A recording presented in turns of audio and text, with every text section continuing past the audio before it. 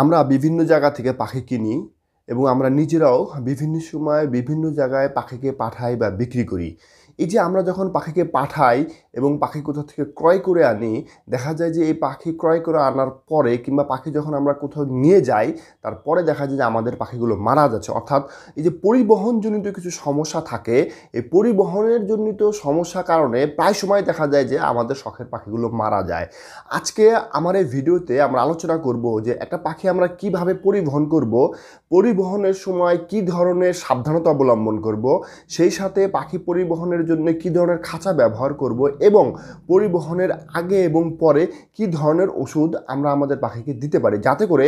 আমাদের পাখিগুলো পরিবহনের সময় এবং পরিবহনের পরে সুস্থ এবং সবল থাকে। আসসালামু আলাইকুম, আমি মামুন, বার্ডস চ্যানেল বেসিতে সবাইকে স্বাগতম। এই মুহূর্তে যারা আমার ভিডিও দেখছেন সবাইকে আন্তরিক ধন্যবাদ। ভিডিও শুরুতে বরাবর ধন্যবাদ থাকবে, চ্যানেলটি এখনও সাবস্ক্রাইব করে না থাকলে সাবস্ক্রাইব করে পাশে থাকার বেল বাটনটি বাজিয়ে দিবেন। আর অলরেডি যারা সাবস্ক্রাইব করেছেন সবাইকে আন্তরিক ধন্যবাদ। চলুন সবাই মিলে আজকের ভিডিওটা শুরু করি। আমরা নিজেদের জন্য হোক কিংবা আমরা যখন পাখি বিক্রি করি অপর ভাইয়ের জন্য হোক, যার জন্য হোক, বা আমরা যখন নাকি বাসা এক জায়গাতে চেঞ্জ করি কিংবা আমরা এক জোড়া পাখি আমার বন্ধু বান্ধবদের দেই, তখন আমরা কি করি, এই পাখিটাকে পরিবহন করি বা আপনার এক জায়গা থেকে পাখিটাকে আরেক জায়গায় নিয়ে থাকি। এই যে পাখিটা যখন আমরা এক জায়গা থেকে আরেক জায়গায় নিয়ে থাকি তখন কিন্তু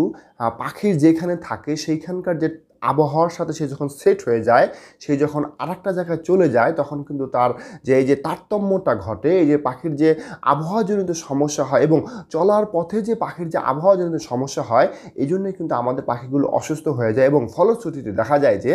আমাদের পাখি 2 থেকে 3 দিন পরে আমাদের পাখি মারা যায়। তাই আমাদের পাখি যখন আমরা বিক্রি করব বা আমরা পাখি যখন কোথা থেকে আনবো তখন বেশ কিছু সতর্কতা অবলম্বন করব। তার মধ্যে প্রথমে যেটা হচ্ছে সেটা হচ্ছে আমাদের খাঁচা নির্বাচন করতে হবে। অর্থাৎ আমরা কি ধরনের খাঁচায় পাখিকে আমরা আনা নেওয়া করব এবং খাঁচার মধ্যে আমরা পাখিকে কিভাবে রাখবো এবং তার জন্য কি কি ব্যবস্থা খাঁচার মধ্যে থাকতে হবে। দেখেন, আমরা যদি সামান্য ঢাকা শহরের মধ্যে এক জায়গা থেকে পাখি আরেক জায়গায় নিয়ে থাকি তাহলে কিন্তু খুব বেশি কিছু করার দরকার নাই। অল্প একটু সিস্টেম করলে বা অল্প একটু কষ্ট করলে আমরা পাখি এক জায়গায় আরেক জায়গায় নিতে পারি। আর এই পাখি পরিবহনের জন্য আপনারা দেখবেন যে ছোট ছোট খাঁচা আছে এবং আমি যদি ডেমো হিসাবে আপনাদেরকে একটা খাঁচা দেখাই, যে খাঁচার মাধ্যমে আমি আমার পাখিকে হাটে থেকে বা আমি যখন নাকি পাখি কোথাও থেকে আনি বা ক্রয় করি বা আমি যখন আমার এই ঢাকার মধ্যে বন্ধুবান্ধব আত্মীয় স্বজন যাদেরকে দেই তখন যে আমি খাঁচাটা ব্যবহার করি সেটা যদি আমি আপনার সাথে শেয়ার করি, সেটা হচ্ছে এই যে দেখতেছেন একটা খাঁচা। এটা কিন্তু পাখি পরিবহন করার জন্যে খুবই সুন্দর এক জোড়া আপনার খাঁচা। এখানে আপনি এক জোড়া লাভবার্ড নিতে পারবেন, এক জোড়া আপনার 2-3 জোড়া ফিঞ্চ নিতে পারবেন, 2-3 জোড়া আপনার জাভা নিতে পারবেন, আপনি বাজেরিগর নিতে পারবেন। এই ধরনের যে পাখিগুলো আছে তাদের জন্য কিন্তু এই খাঁচাটা খুবই মানে আপনার খুবই ভালো এবং খুবই সুন্দর খাঁচা। এবং যারা আপনার ককাটেল নিতে পারেন বা বড় ধরনের পাখি নিতে পারেন তাদের জন্য একটু বড় ধরনের খাঁচা নিতে পারেন। প্রশ্ন হচ্ছে, যখন আমরা এই খাঁচায় পাখি পরিবহন করব তখন আমরা পাখিকে কিভাবে রাখবো, এই জায়গাটাতে আমাদের বেশি ভুল হয়ে যায়, যার কারণে আমাদের পাখিগুলো অসুস্থ হয়ে যায়। আমরা জানি যে আমাদের পাখিগুলো মূলত অসুস্থ হচ্ছে ঠান্ডাজনিত কারণে এবং সরাসরি তার যখন বাতাস লেগে যায় তখন কিন্তু আমাদের পাখিগুলো মারা যায়। তো আমরা যে কাজটা করতে পারি, এই খাঁচা যখন আমরা পাখিকে নিব তখন কিন্তু এই খাঁচাটাকে আমরা ধরে সরাসরি কোনো একটা পলিথিনের মধ্যে ভাবে ঢুকিয়ে উপরে কিন্তু আমরা পলিথিন ধরে নিয়ে যেতে পারি। আমি যেভাবে করি সেটা হচ্ছে আমি সরাসরি একটা যে কোনো একটা পলিথিনের মধ্যে ঢুকানোর পরে পলিথিনের উপর ধরি। দেখবেন যে পলিথিন নেওয়ার পরে হয় কি, এটা 4-5টা বাতাস বন্ধ হয়ে যায় এবং উপরে যেটা খালি থাকে সেইখান থেকে সে অক্সিজেন সরবরাহ করে। ফলশ্রুতিতে পাখির কোনো সমস্যা হয় না, পাখি সুস্থ থাকে, সবল থাকে। অনুরূপভাবে আমরা যখন নাকি দূরে কোথাও পাখি পাঠাবো অবশ্যই আমাদেরকে পাখিকে যেন সরাসরি বাতাস না লাগে সেই দিকটা আমাদেরকে লক্ষ্য রাখতে হবে। তা না হলে কিন্তু আমাদের পাখি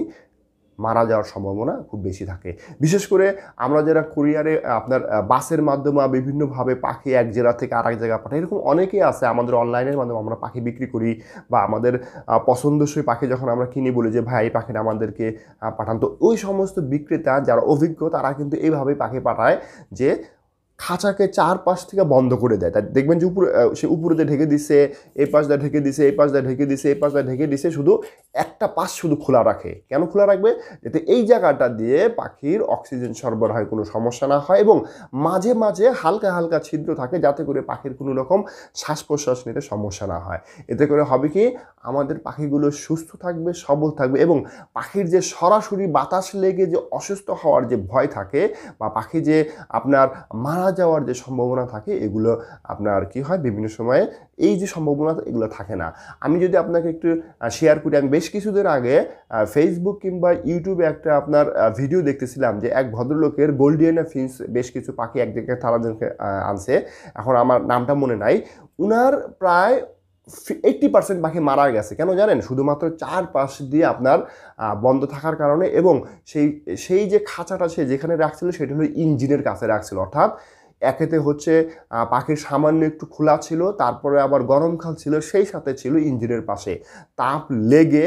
এবং তাপের ফলে এবং এখানে সাফোকেটেড হয়ে পাখিগুলো মারা যায়। তাই আমরা যখন নাকি পাখি এক জেলার থেকে আরেক জায়গায় ট্রান্সফার করব, তাহলে অবশ্যই লক্ষ্য করব পাখিরা যেন আরামদায়ক জায়গায় থাকে, সেই সাথে পাখিটার যেন অক্সিজেনের যথাযথভাবে আপনার ব্যবস্থা থাকে, সরাসরি বাতাস না লাগে এবং ইঞ্জিনের যে সরাসরি তাপটা না লাগে সেদিকেও কিন্তু আমাদেরকে লক্ষ্য রাখতে হবে। তা না হলে কিন্তু আমাদের শখের পাখিগুলো যে আমরা যে দূরের থেকে আনতেছি, দেখা যাবে যে আনছি পাখি একটু সুস্থ আছে এবং দেখা যায় যে সাথে সাথে সাথে সাথে পাখিগুলো অসুস্থ হয়েছে, মারা যাচ্ছে। এছাড়াও আমরা আরেকটা যে ভুল করে থাকি আমাদের পাখি আপনার পরিবহনের ক্ষেত্রে, সেটা হচ্ছে পাখিকে নেওয়ার সাথে সাথে কিছু খেতে দেই। অর্থাৎ দেখা যায় যে আমরা পাখি কোথাও দূরের থেকে আসছে, আরে ভাই পাখির এত দূর থেকে আসছে, পাখিটাকে এখনও দ্রুত কিছু খেতে দেই। এটা কিন্তু মারাত্মক একটা ভুল। এটা কেন, সেটা নিয়ে আমি আপনাদের সাথে কিছুক্ষণ পরে আলাপ করব। তো খাঁচার বিষয়টা যেটা বলতেছিলাম, যে আমরা খাঁচা যখন রেডি করব অবশ্যই তার ভেন্টিলেশন সিস্টেমটা রাখবে এবং দূরে যখন আমরা আমাদের পাখিকে পাঠাবো সেই খাঁচার মধ্যে আমরা অনেকে কী করি, খাবার পানি কিংবা খাবারের ব্যবস্থা করি না, যেটা আমাদের খুবই প্রচণ্ড ভুল হয়। দেখেন অনেক সময় দেখা যায় যে আমাদের একটা পাখি পৌঁছতে 7-8 ঘন্টা সময় লেগে যায়। এই সময়টার মধ্যে পাখি কি খাবে? পাখির পানি পিপাসা হলে পাখি কি খাবে? পাখির যদি ক্ষুধা লাগে পাখি কি খাবে? এতে কিন্তু পাখি না খাওয়ার জন্যই তো পাখি অসুস্থ হয়ে যায়, ফলশ্রুতিতে পাখি মারা যায়। তা আমাদের পাখির খাঁচার মধ্যে অবশ্যই অবশ্যই পানির ব্যবস্থা করতে হবে, সেই সাথে খাবারের ব্যবস্থা করতে হবে। আপনি যদি কোনো